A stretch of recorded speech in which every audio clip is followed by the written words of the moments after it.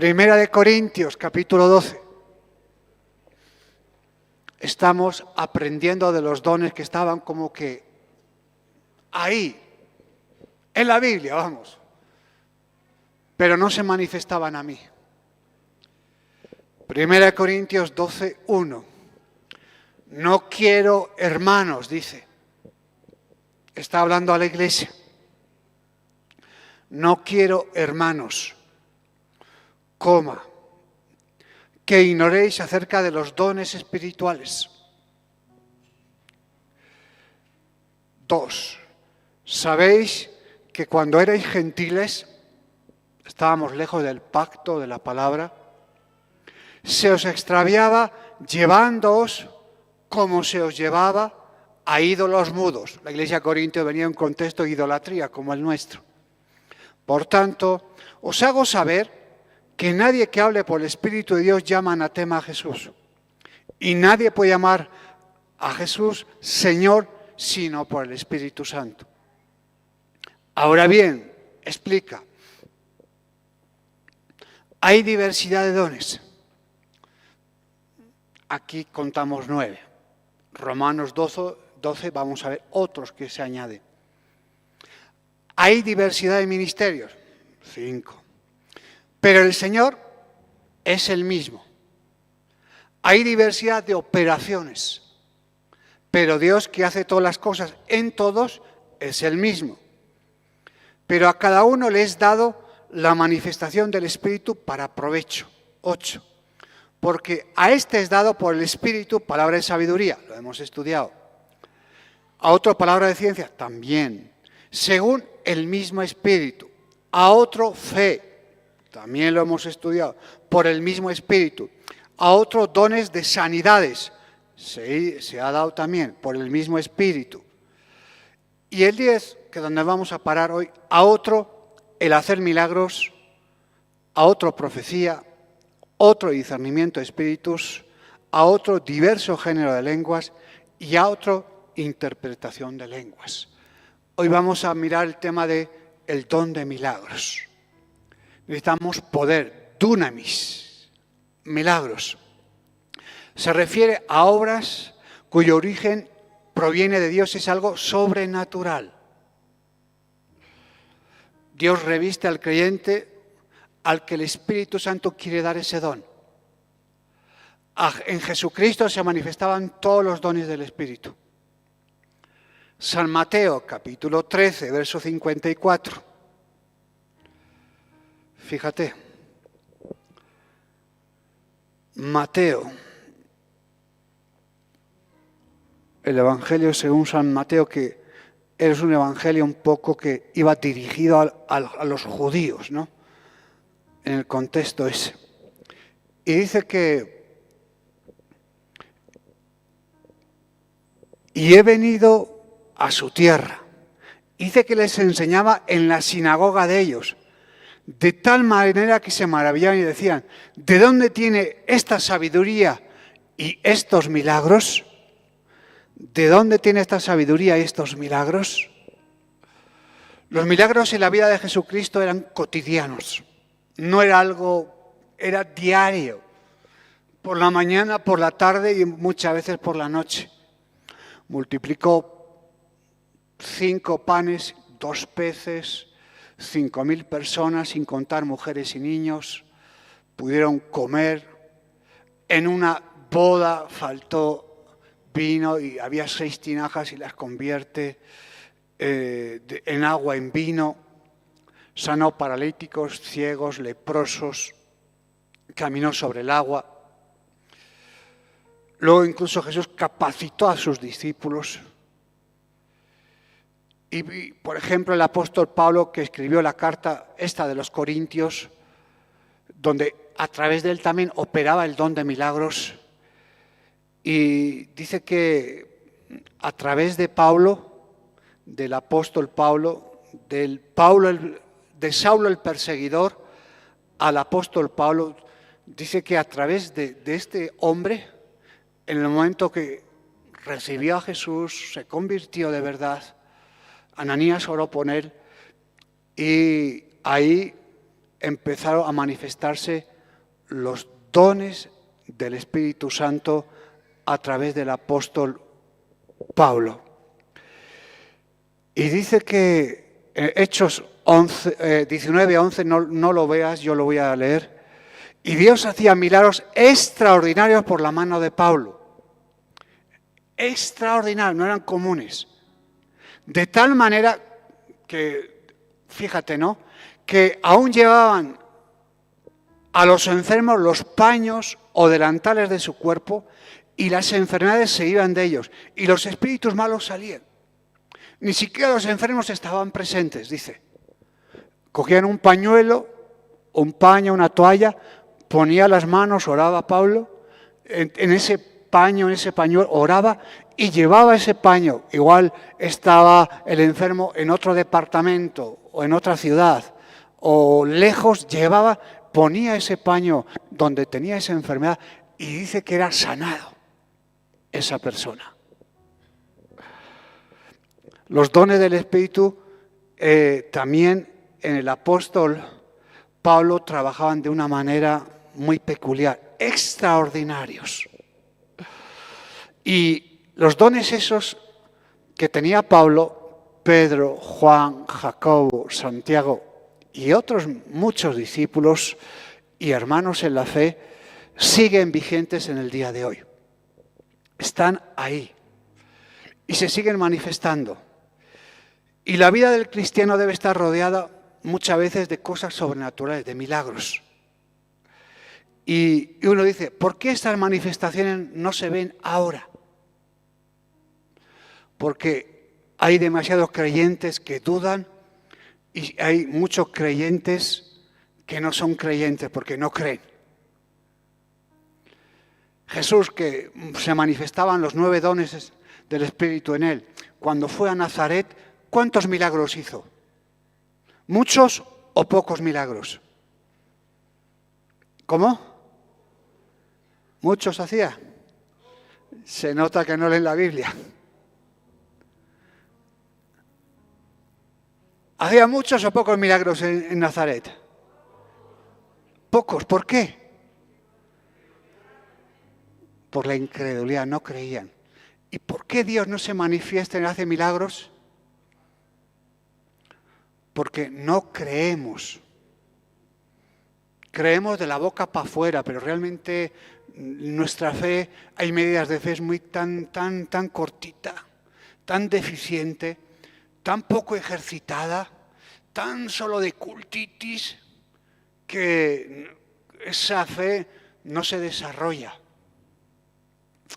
Entonces nos vemos en ese problema que la inmensa mayoría de creyentes tienen el síndrome del culto, pero no tienen y no desarrollan, no creen, y esa incredulidad que van absorbiendo durante la semana en su trabajo, en su familia, en sus afanes, le va pudiendo y va ahogando toda la vida del Espíritu. Y en Mateo 13:55, sin irnos de ahí,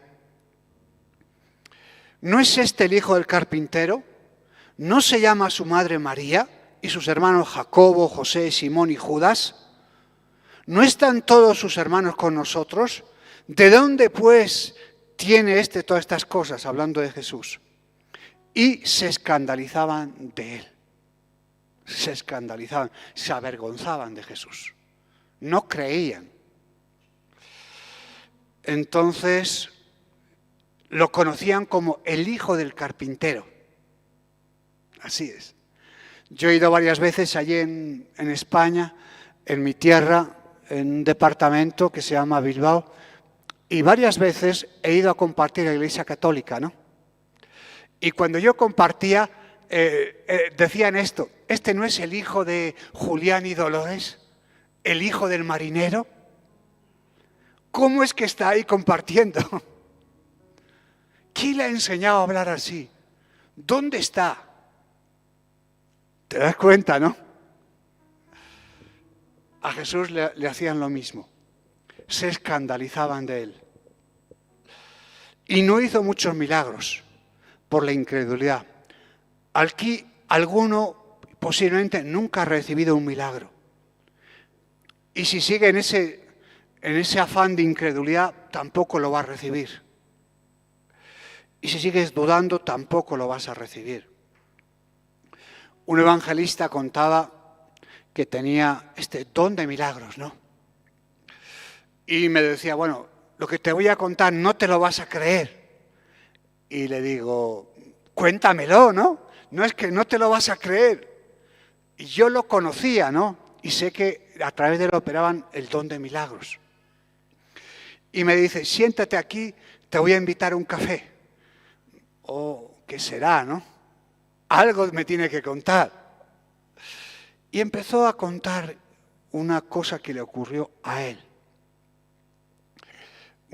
Y claro, dice que él estuvo en Europa, te estoy hablando ya hace años. Iba, este evangelista, pues, iba a hacer un viaje, era por Polonia, era invierno. El invierno en Polonia, Alemania, Noruega, es un invierno muy duro, de 6 meses de nieve, poca luz, caen unas nevadas impresionantes, ¿no? Y dice que él pues, iba con un compañero y empezaron a viajar por varios pueblos de Polonia y se les olvidó echar la gasolina. Tenían muy poquita gasolina y el viaje era muy largo y no había gasolineras por el camino en aquella época. Y dice que pues el auto ya empezó a la reserva, ya empezó ya el auto pues a querer pararse. Y era una zona muy deshabitada donde no había gente durante muchos kilómetros. Dice que él empezó a orar en el coche. Empezó a orar, y el Señor le habló. Y le dijo, vete al maletero que hay un bidón de 4 litros. Abre el maletero del carro y mira donde el Señor le había dicho, y había un galón, y en ese galón había jugo de uva. Y uno dice, va, cuentos, este exagera. Y dice que cuando el Señor le dice, ve y eche ese galón al depósito de gasolina. ¿Al depósito de gasolina? Sí, pero ese es jugo de uva. El piloto le dice, no, me vas a estropear el motor, no eches eso. Siempre que Dios quiere hacer un milagro, siempre hay un impedimento. Ese impedimento somos nosotros. Ese era el piloto. Obviamente no quería que el coche, su motor, se hiciese trizas, pero insistió y echó. Arrancó el coche y empezó a funcionar y la aguja empezó a subir. El piloto no sabía qué hacer, ¿no? No sabía dónde mirar.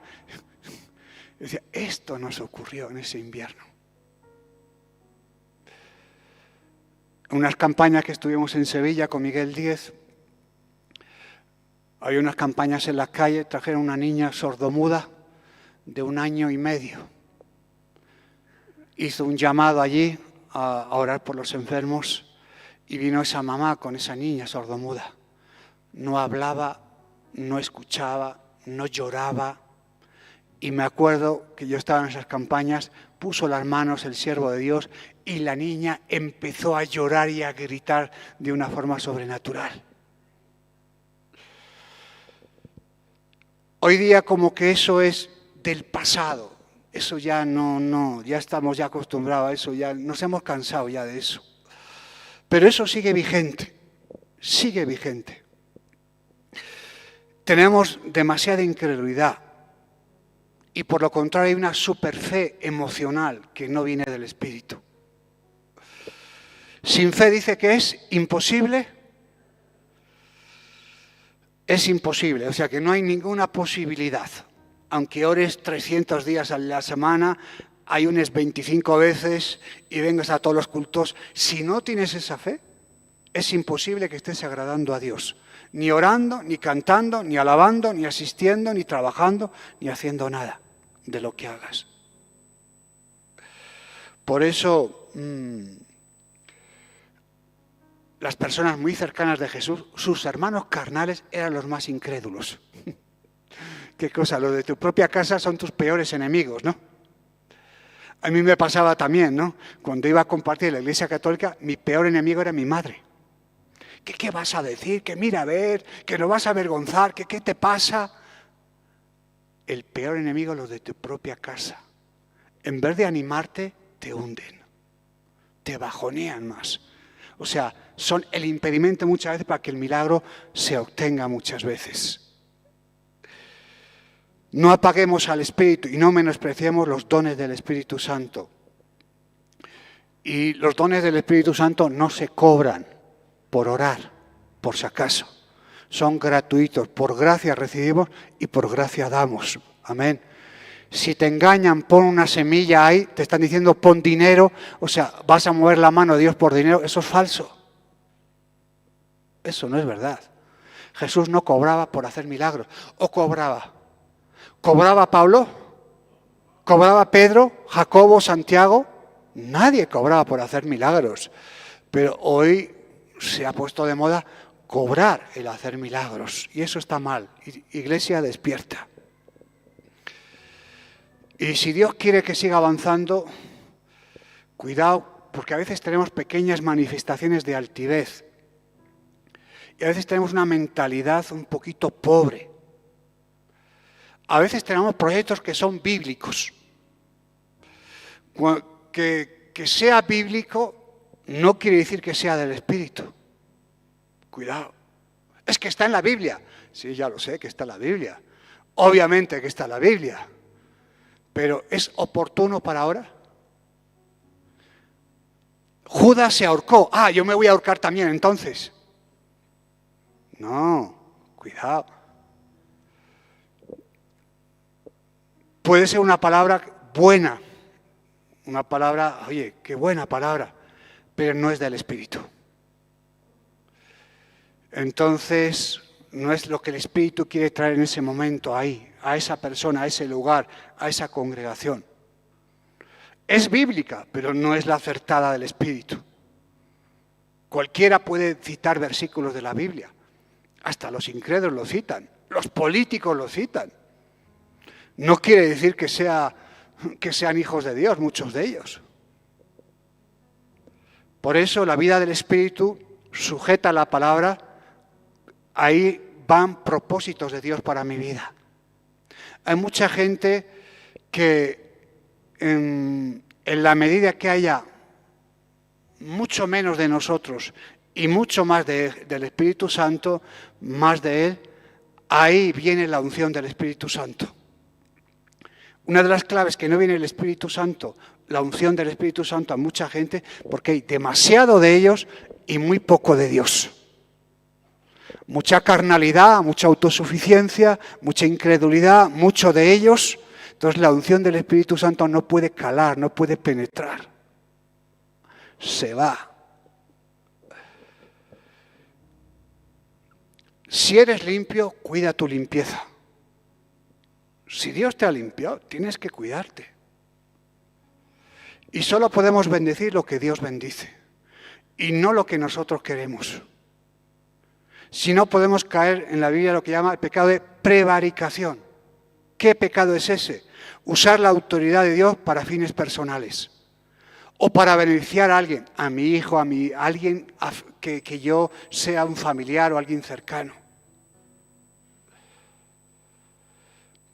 Y no perdamos el tiempo para vivir aplastados por la religiosidad. Veo a demasiada gente que se cree que está guiada por el Espíritu Santo y su familia está destruida. O sea, ¿dónde está el Espíritu Santo entonces? Pablo, cuando buscaba pastores, obispos también los llama, o ancianos, por las iglesias locales, él no miraba lo bien que cantaban, lo bien que predicaban, sino miraba a su casa, cómo estaba su casa. Si el reino de Dios había ido a su casa. Y entonces sí los ponía en autoridad de la iglesia. Porque eran ejemplos primero en su casa. y después pueden ser ejemplos en la iglesia. Tú no puedes ser ejemplo en la iglesia y ser un poco ejemplo en tu casa. Algo estás haciendo mal. Algo estás haciendo mal. Y un grave error en el ministerio es que te puedes dejar impactar solamente por los dones del Espíritu. Pero el mayor don es el testimonio de Cristo, el carácter, la unción del Espíritu Santo en tu vida. El Espíritu Santo quiere ser el pastor de la iglesia. Él es realmente el pastor de la iglesia. Porque sobre esta piedra edificaré la iglesia, sobre esta piedrecita. No sobre Pedro. Todos nosotros somos unas pequeñas piedras para edificar la iglesia. Y el Espíritu Santo es el dueño. Yo me voy, pero no os dejaré huérfanos, os dejo al Espíritu Santo. Él hablará de lo mío. A Él escuchad. Cuidado. Pero a veces escuchamos cualquier cosa menos eso. Y la iglesia se prepara para que las almas puedan madurar, considerándonos unos a otros, trabajar en unidad, para que Dios se manifieste ahí. Por eso, a veces nos podemos sentir mal en la iglesia.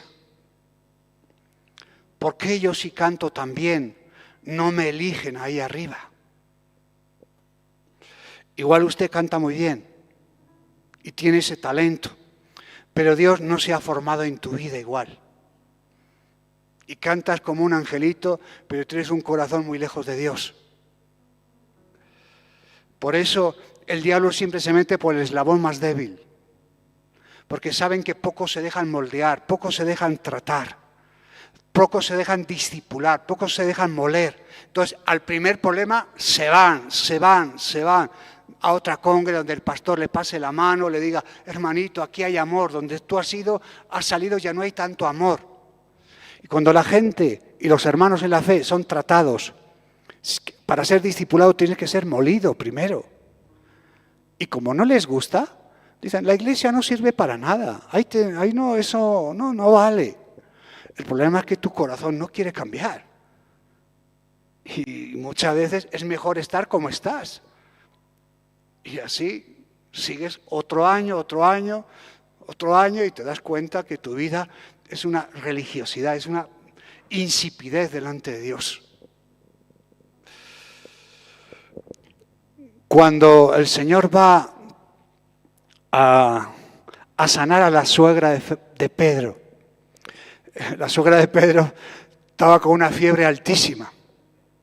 Y van allí y ponen ahí la mano a Jesús y sana a la suegra de Pedro. Algunos dicen, ¿pero por qué hiciste eso? ¿Tanto amaba a la suegra? Es que no importa.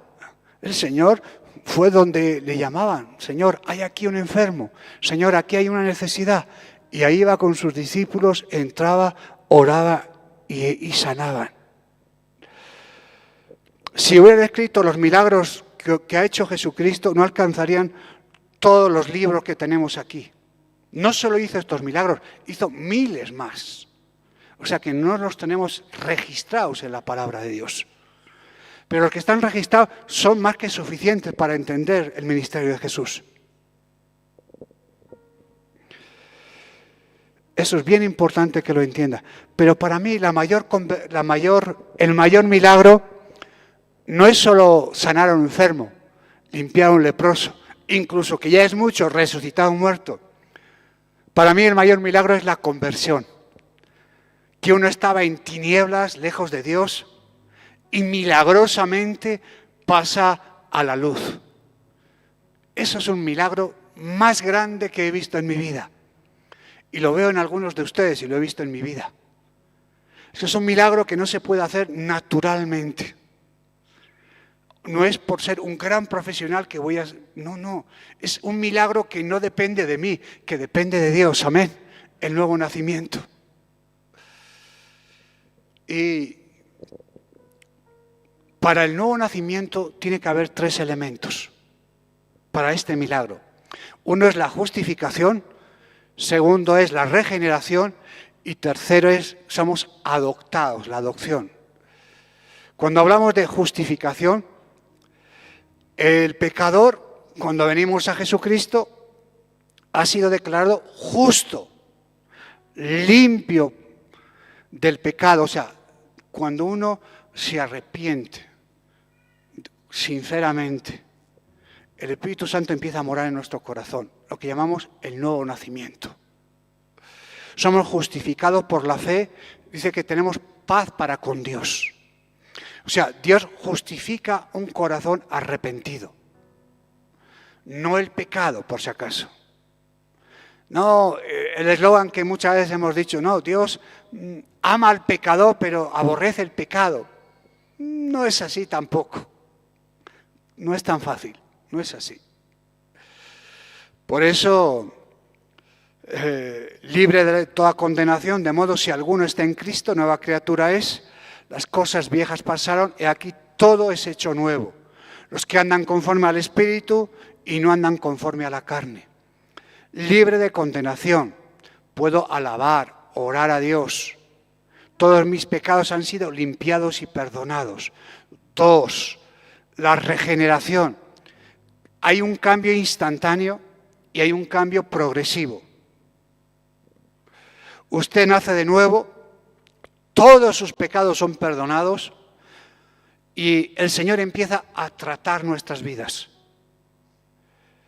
Es como cuando calientan el oro, empiezan a salir las impurezas y se deja lo que es puro ahí. Y empieza a tratar mi carácter, el suyo, trata nuestro corazón y el suyo. Y ahí empieza, ¿no? Y ahí nos vamos pareciendo más a Jesús. Y empezamos a manifestar los frutos del Espíritu Santo en nosotros. La salvación es instantánea. En segundos igual, en minutos, en 1 hora, en 2, bueno, vale, pero es rápido. Luego, el cambiar nuestro carácter, el cambiar nuestro corazón, eso lleva meses y años. Por eso somos luego adoptados. Ahora tengo una familia en la fe, ¿te das cuenta? Tenemos una familia en la fe y Jesús nos ha adoptado en su familia. Aprendemos a relacionarnos, a amarnos, perdonarnos y a trabajar juntos. Y ponemos cara de bueno y tan felices, amén. ¿Amén o no amén? ¿Cuál, lo de la cara o que somos felices? ¿O ambas? Ambas. Hechos 3:19, perdón. Vemos este milagro que hacen los apóstoles. Hacen un milagro en la puerta de una sinagoga, de un templo en este caso, ¿no? El templo de la Hermosa,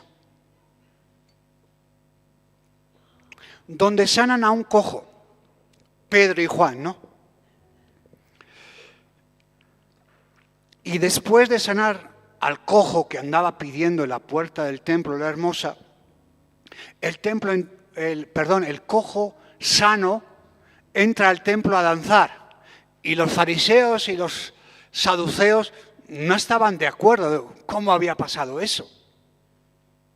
Y entonces Pedro aprovecha para lanzar un mensaje. Hechos 3:19. Así que arrepentíos y convertíos para que sean borrados vuestros pecados, para que vengan de la presencia del Señor tiempos de refrigerio. Después de sanar al cojo, empezó la persecución, cuando fueron a la oración, y Pedro empieza a testificar. Y dice, arrepentíos y convertíos, para que vengan tiempos de refrigerio. Veo a muchos cristianos que se han arrepentido, pero no se han convertido. Dieron el primer paso, pero el segundo no sé dónde quedó, porque no lo dieron bien, o se quedaban a las puertas, o pensaban que eran convertidos y eran más mundanos que antes. Por eso está bien que hay que arrepentirse, pero también tiene que haber una conversión verdadera y genuina. Igual usted ha sido un mentiroso, un usurpador, no sé, 1000 cosas. Te has arrepentido, pero eso no da seguridad que hay una conversión. Convertido es dar la vuelta, cambiar de dirección, no un poquito, sino un giro completo de 360 grados. Entonces, cuando hay un genuino arrepentimiento, algunos nacen de nuevo, van a la congregación, incluso algunos van desde pequeño a la congregación, incluso algunos son de cuna, van a la escuela dominical, campamentos, retiros, pero eso no significa que seas convertido. Yo veo personas que 10, 15 años que no están convertidas y piensan que están convertidas. Ah, ¿y usted cómo sabe? Por los frutos. ¿Los conozco? Y como los conozco y no veo sus frutos, entonces que no está convertido. Es obvio, ¿no? A nadie le gusta esta prédica, ¿verdad? Os estoy desanimando, ¿no? Sigo adelante entonces. Si te has creado un ambiente cristiano, no quiere decir que seas cristiano. La salvación, como te decía, es instantánea y luego Dios hace un trabajo con nosotros muy profundo de varios meses, incluso de varios años con nosotros. Mateo 18, ya acabamos, iglesia, tranquilos. Mateo 18, verso 1. En aquel tiempo los discípulos vinieron a Jesús diciendo: ¿quién es el mayor en el reino de los cielos? Y llamando Jesús a un niño, lo puso en medio de ellos y dijo: de cierto os digo que si no os volvéis, hay que volverse, y os hacéis como niños, volver, arrepentíos, hacer como niños, convertiros, no entraréis en el reino de los cielos. Fíjate. Ah, Señor, pero pastor, yo esa parábola ya me la conozco. Sí, el problema es ese, que lo conoces y no lo pones en práctica. Ese es el problema. ¿Por qué? Porque la actitud es muy importante. La arrogancia, el orgullo, la prepotencia, pues te va a impedir a ver milagros a través de ti e impedir que tú seas y entres en el reino de los cielos. Fíjate la historia cuando vinieron los españoles, esa gente, ¿no? Cuando vinieron a Centro, Sudamérica, y en este caso a Bolivia, ¿no? Obviamente fueron a Potosí a por él. ¿Había oro en Potosí? ¿O era plata? Ah, bueno, de historia sé un poco más todavía, ¿no? Plata, y eso que no estuve aquí. Pero no vamos a irnos ahí. Antes de conocer a Jesús, como vinieron los españoles, dejaron ¿qué religión dijeron? La religión oficial, ¿cuál era? La católica, ¿no? Católica y romana además, ¿no? Algunos de ustedes eran no muy practicantes, otros sí, iban a misa, se confesaban, algunos rezarían el rosario, otros iban solo al bautizo, a alguna comunión, a algún entierro. Pero imagínate si en vez de venir los españoles hubieran venido los musulmanes, los persas o de Arabia Saudí o no sé, de otra nación musulmana y nos hubieran colonizado. Tú no tendrías la Biblia hoy, ni yo estaría aquí arriba, obviamente, ¿no? Tú tendrías un libro que se llamaba el Corán. Y tu Dios se llamaría Alá, no Yahvé, no Jehová, no Jesucristo. Y tú no estarías vestido así como estás. Para nada. La religión te iba a decir cómo tenías que vestirte. Y nada de usar jean. Y las mujeres nada con el pelo suelto, obviamente, ¿no? Nada de eso. Y las mujeres y los hombres no se sentaban juntos, por si acaso.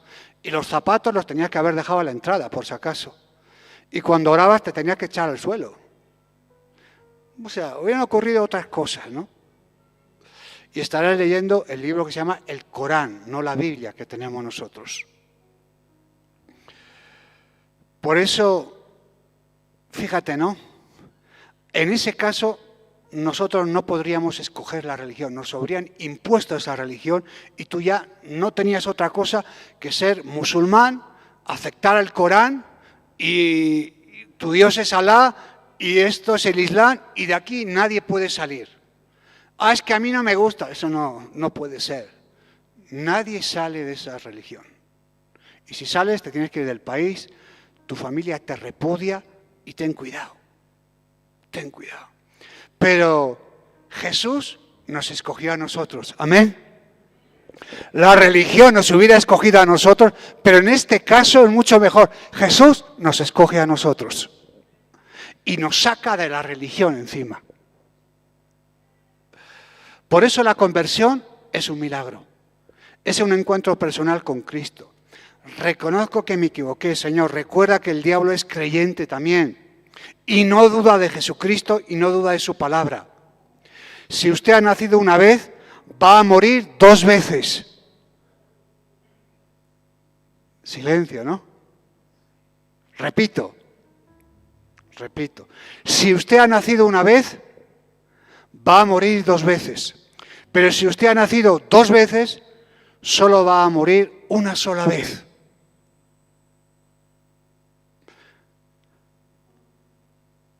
La Biblia dice que de hacernos como niños.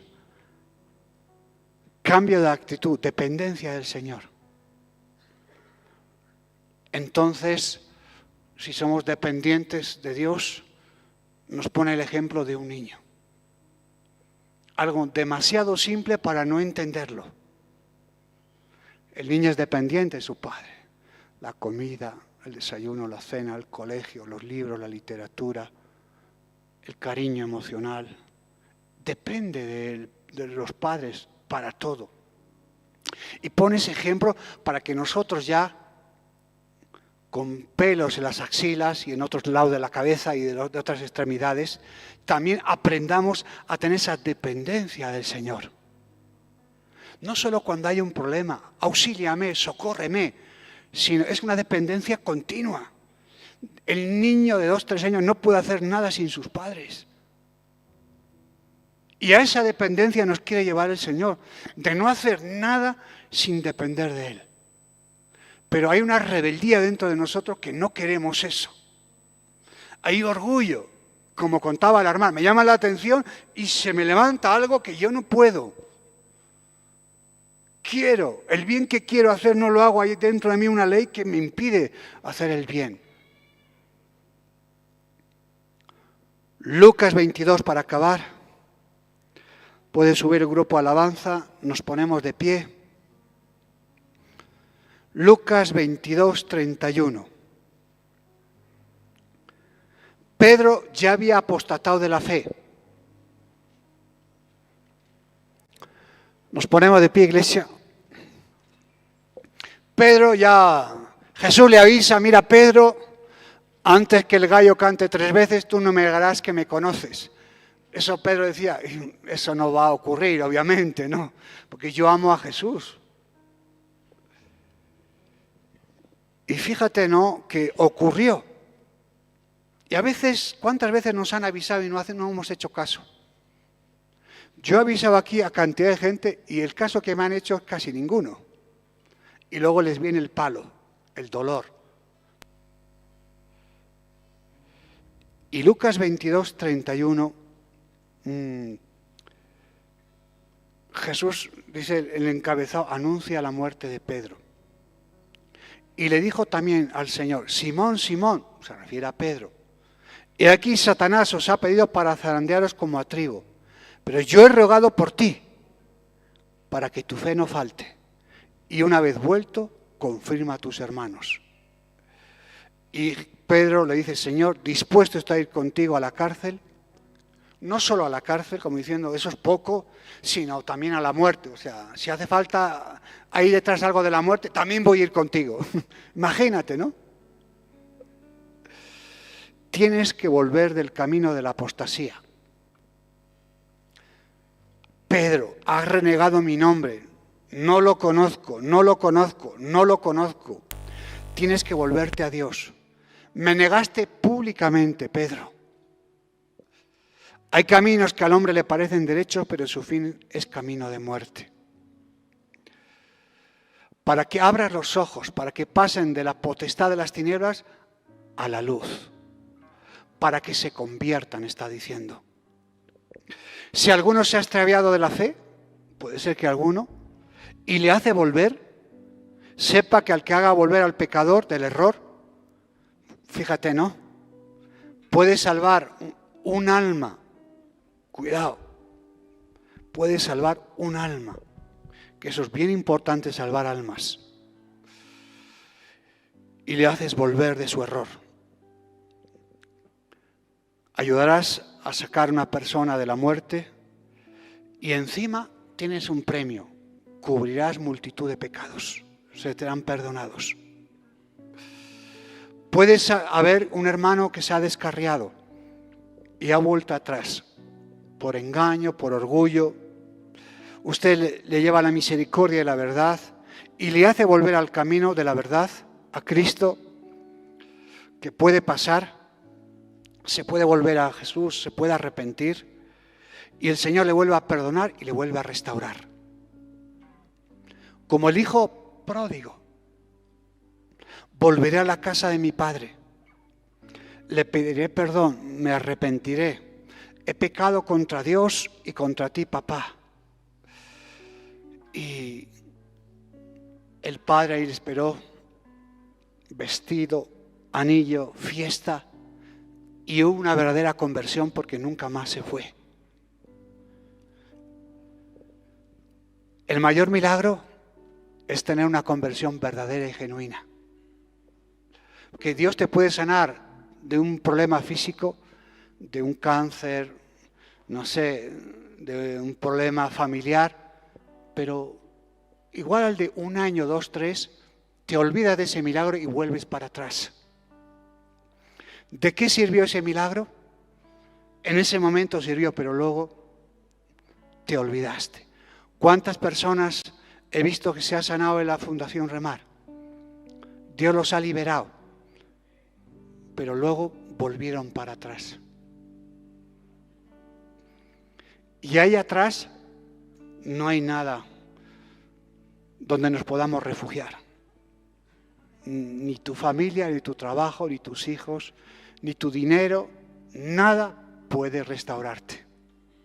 Cierra un poquito los ojos, iglesia, y medita un poco, Señor, ¿yo qué milagro necesito hoy?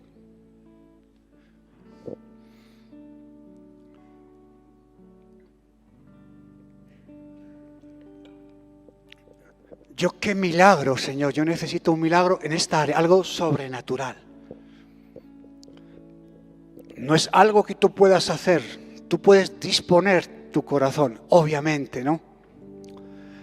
Tienes que disponer tu corazón en creer. Pero tú no puedes hacer ese milagro, no tienes la capacidad humana de hacerlo. Pero Dios, a través del Espíritu Santo, sí lo tiene.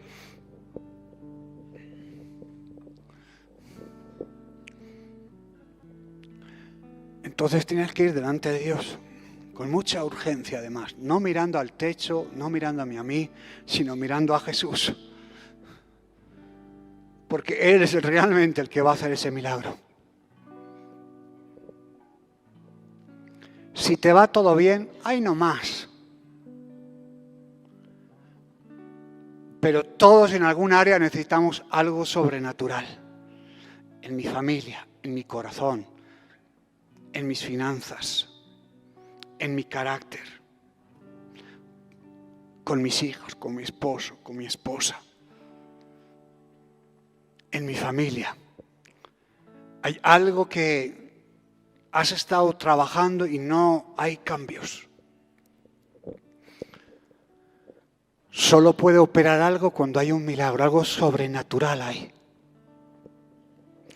Igual tu conversión es una conversión muy débil.